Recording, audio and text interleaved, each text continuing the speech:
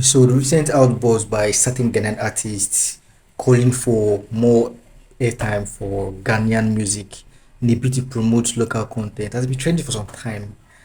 Here's my 2 cents on the whole issue. Here's a little background.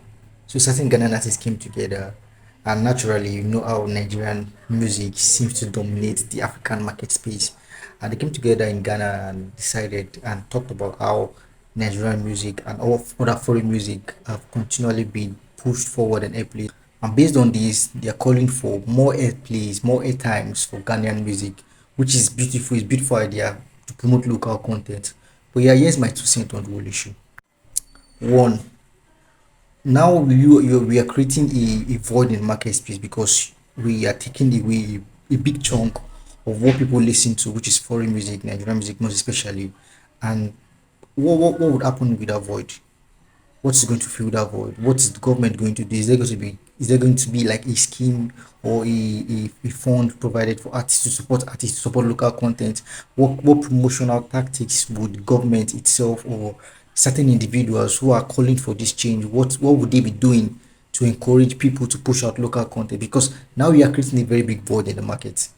Ghanaian music will be predominant in the market, but what do you do to get those Ghanaian music? Do you need a certain academy for the youngsters to groom them into what you want to do? The second thing you should do is understand what people like. So, for example, when Amapiano became a very big thing in Nigeria, when you go to a party and you could have 3 hours non-stop of playing South African Amapiano. Nigerian artists sat down and said, okay, what are we going to do to get this sound? What are we going to do to own this sound?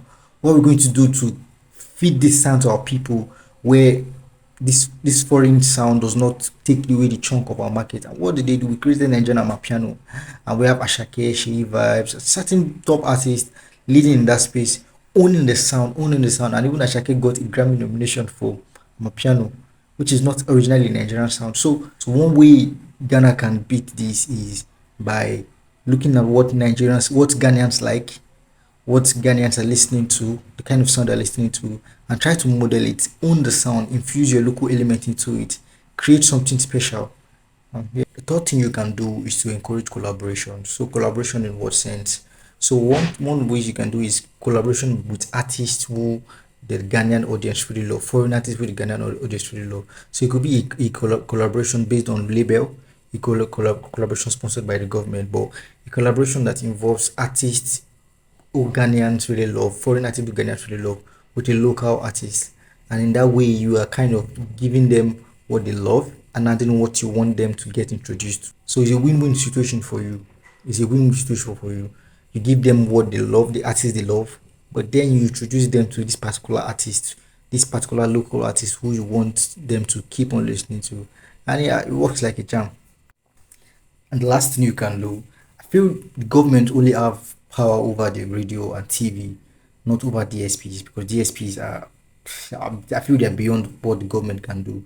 And based on what people listen to, DSPs will continue collaborate, continue giving them songs recommendations based on what they listen to. So what can the government do? The government can come to a consensus with DSPs and have like a kind of playlist, a daily playlist where we kind of introduce them, a spotlight, introduce them to certain Ghanaian sound, certain Ghanaian artists, pushing forward. And it not just this does not work for just Ghana. Also, Cameroon has called for more airplays for Cameroon music because of the inflow of Afrobeat Nigerian music. But yeah, what you do is get into a consensus with DSPs and kind of create something that suits what you want and also appeals to the people, because in the end, people only feed on what they love.